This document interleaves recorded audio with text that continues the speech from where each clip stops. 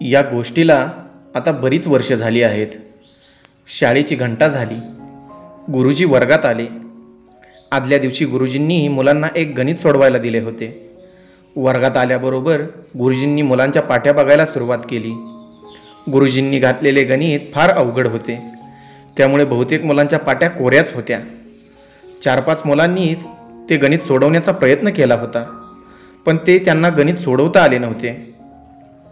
त्यांची उत्तरे चुकली होती. एका मुलाने मात्र ते अवघड गणित बरोबर सोडवले होते. त्या मुलाची पाटी पाहून गुरुजींना फार आनंद झाला. हातातली पाटी सर्व मुलांना दाखवत ते म्हणाले, पहा पहा मुलांनो, गोपाळने गणित बरोबर सोडवले आहे. आपल्या या सर्व वर्गातील सर्व मुलात तो खूप लहान आहे, पण सर्वांच्यापेक्षा तो खूप हुशार आहे. असे म्हणून गुरुजींनी ती पाटी गोपाळच्या हाती दिली आणि त्याची पाठ थोपटत ते म्हणाले, शाब्बास गोपाळ, शाब्बास. वर्गातली सगळी मुलं त्या छोट्या गोपाळकडे कौतुकाने बघू लागली. गोपाळच्या चेहऱ्यावर मात्र आनंद नव्हता. तो दुःखी दिसत होता. काय झाले कोणास ठाऊक. एकाकी तो रडू लागला. त्याच्या डोळ्यातून पाण्याच्या धारा वाहू लागल्या. सर्व मुले आश्चर्याने त्याच्याकडे बघत राहिली. सगळा वर्ग एकदम चिडीचूप झाला. काय झाले हे गुरुजींनाही कळेनासे झाले. त्यांनाही प्रश्न पडला, शाब्बासकी दिल्यावर गोपाळाला रडू का यावे.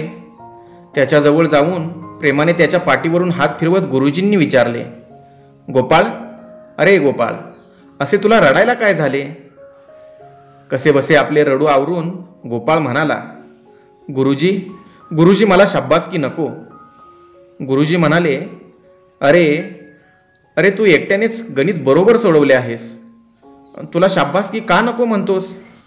डोळे पुसत गोपाळ कसाबसा बोलला, गुरुजी, ते गणित मी सोडवले नाही, मला ते येत नव्हते. वरच्या वर्गातल्या एका मुलाकडून ते मी सोडवून घेतले आहे, मला शाब्बासकी नको.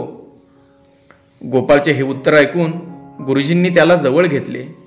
त्याच्या पाठीवरून हात फिरवत ते म्हणाले, गोपाळ, अरे गोपाळ, मगाशी मला जेवढा आनंद झाला होता त्याहीपेक्षा अधिक आनंद मला आत्ता झाला आहे.